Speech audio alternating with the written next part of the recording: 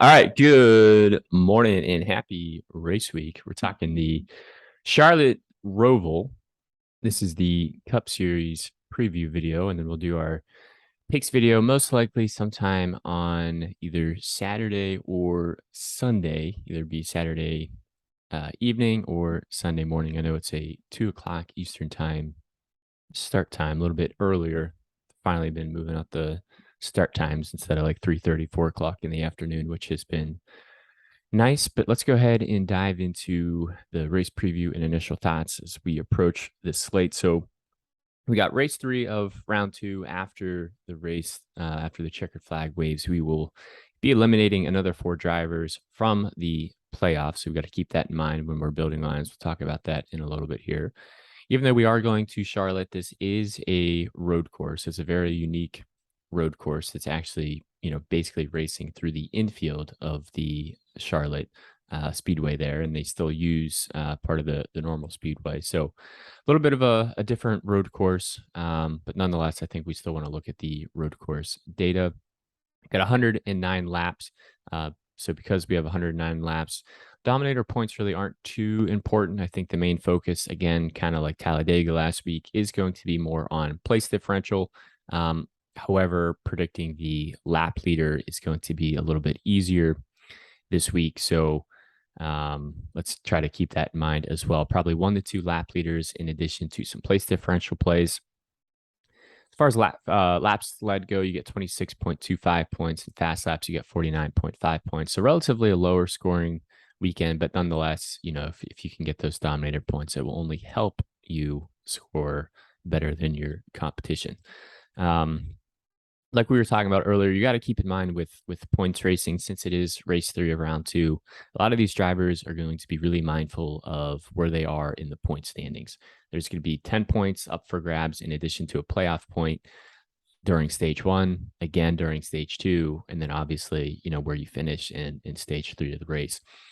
None of these drivers are really locked in except for Chase Elliott. The only other driver who really can't really points race their way in unless it just gets absolutely chaotic in stage 1 is Christopher Bell, which is crazy because he looked like one of the championship favorites in the first round, but he's unfortunately just had a really bad second round. He is basically on the outside looking in. So we've got to keep that in mind as far as strategy goes. I think a lot of these drivers are going to potentially sacrifice the win in order to try to have a good points day based off of strategy, but you also have some other drivers who are only going for that win either because they're either A, not in the playoffs, B, already locked into the next round of the playoffs, or C, probably physically impossible for them, mathematically impossible for them to points race their way in.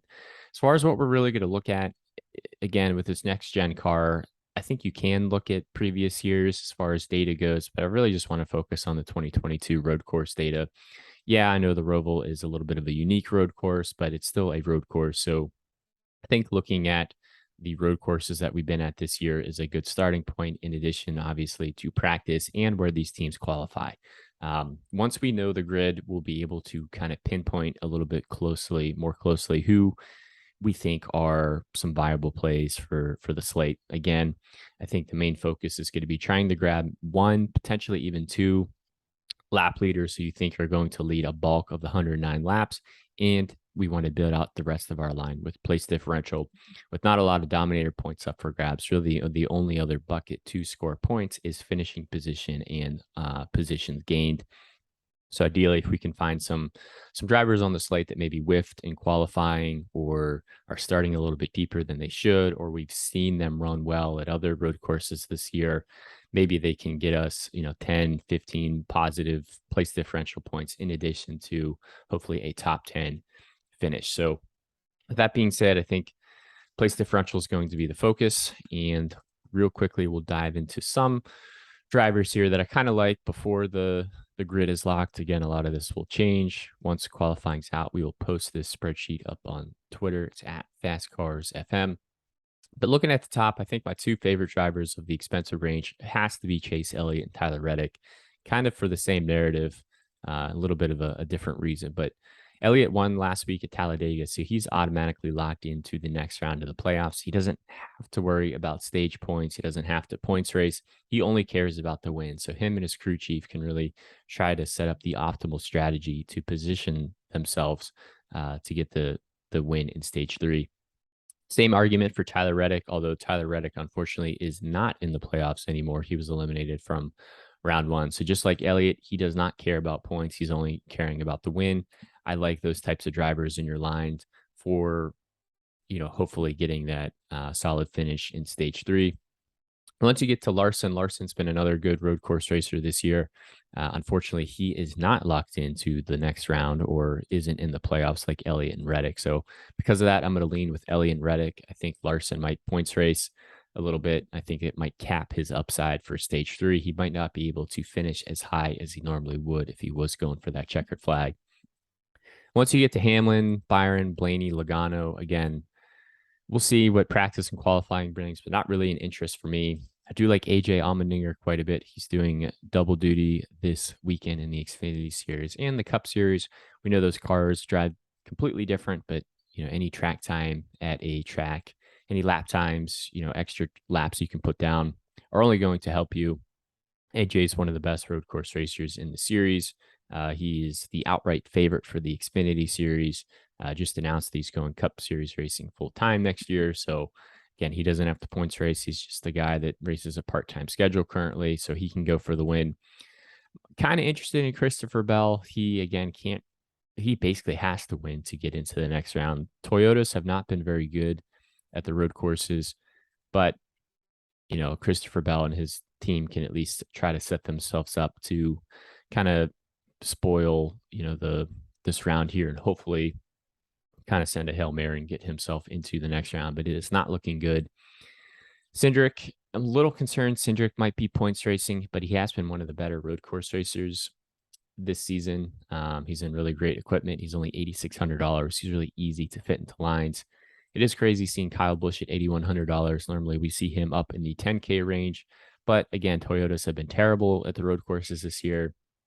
Kyle Busch looks like he has one foot out the door already into next season. He's not in the playoffs anymore. He has been terrible as of late. And a lot of unfortunate mechanical issues that haven't necessarily been his fault, but it's hard to feel good about rostering him in your lines, although he is really easy to fit into lines at that price.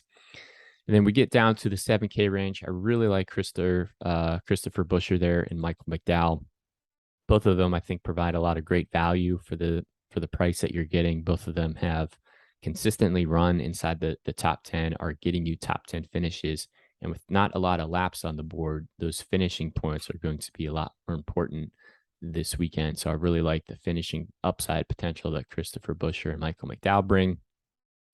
You always know we're going to need some punt plays a little bit lower on the slate. Some of my favorite punt plays, again, coming into practice and qualifying would be Cole Custer. Cole Custer is one of the better road course racers in the series. He doesn't really get a ton of, ownership, or a lot of people don't really talk about him too much. So I think he is an interesting play there at $6,700. And then depending on how low you need to go, I don't really want to play a lot of these kind of one-off drivers who are just, stepping into this race for, maybe it's their first race of the season, or maybe it's their second or third. They kind of, these teams run part-time. The equipment really isn't that good. I think we might see some chaos at the road courses, but normally we don't see a ton of drivers wrecking out and crashing out. Normally it's, a driver spins here, a driver spins there, and they can continue and keep going. So I don't think it's really the week to play a lot of these back marker cars. Usually it's tracks where dominator points are really high, and we want to be really aggressive on how many dominators we have in our lines. With this week kind of being the opposite approach, if it's more of a place differential weekend, I just don't think it makes sense to go this low on the slate. So the lowest I would go kind of depends on where they qualify, but right now it's probably going to be Todd Gilliland and Harrison Burton. I just think they're just a little bit better road course racers than Ty Dillon and Corey LaJoie, but I would not go to Connor Daly, Rockefeller, and really anyone else below him on the slate. So just quick initial preview and thoughts coming into this weekend. Again, more of a place differential race based off practice and qualifying. We'll try to pinpoint who those one, maybe potential two lap leaders are going to be.